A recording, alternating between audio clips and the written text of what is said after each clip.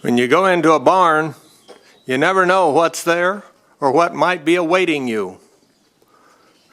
And who's watching you? Who's watching you?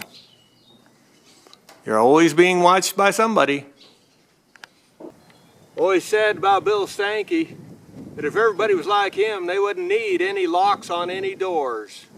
Hard-working man. And so I'll give you the blessing of one of the stories that he told me. He got drafted in World War II, and in basic training, they had him, one of the things they trained the men at was with a rifle and had a knife on the end of it. Bayonet training, they called it. Because if you run out of ammunition, it was how you would fight. Hand-to-hand combat, if you will.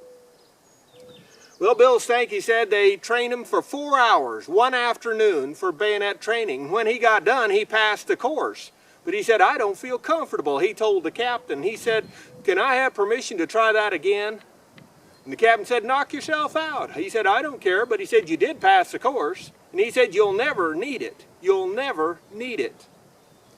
With that in mind, he took the course 3 more times, or a total of 16 hours of bayonet training with a knife on the rifle and fighting for your life. With that in mind, he said that the newcomers coming in for the first time, he was kicking their tail. He said he thought he was a big shot with bayonet training. Well, he said he got sent overseas to the Pacific, and he said they'd already taken the Philippines. And he said, so they made him, he was a sergeant by then, they made him over a warehouse. Okay, but he said the white troops weren't doing the work that needed to get done. And his captain said, no problem, I'll give you some POWs. Well, Bill Steinke said they all had a tad bit of racism against the Japanese, thinking they couldn't do nothing. But he said a little bitty scrawny captain came in there, Japanese captain, and he said wasn't 110 pounds soaking wet. But he said he could speak English better than Bill could, because he'd been over here before the war in college, that Japanese guy had. And he said it wasn't very long till he and that Japanese man became friends, because the Japanese didn't want the war any more than Bill wanted to go to war.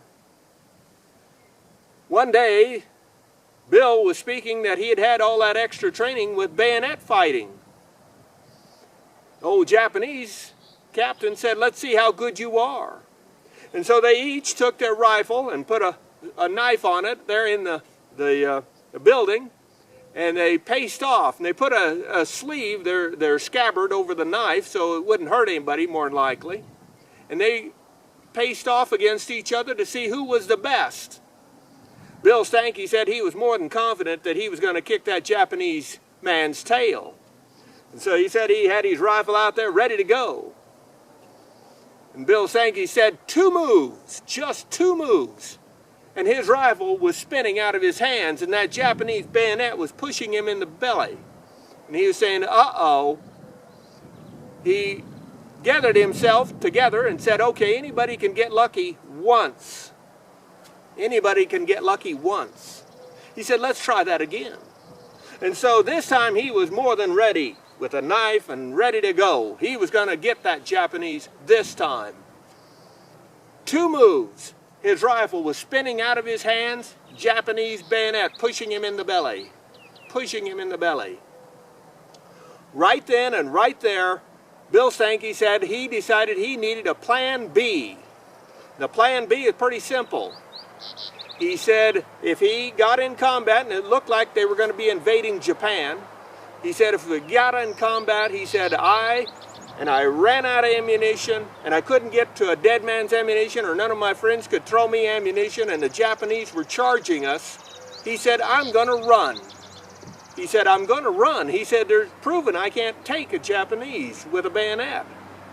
The captain of the Japanese there, that little scrawny guy, he told Bill, he said they were required to have 300 hours of bayonet training. So needless to say, it was a different mindset.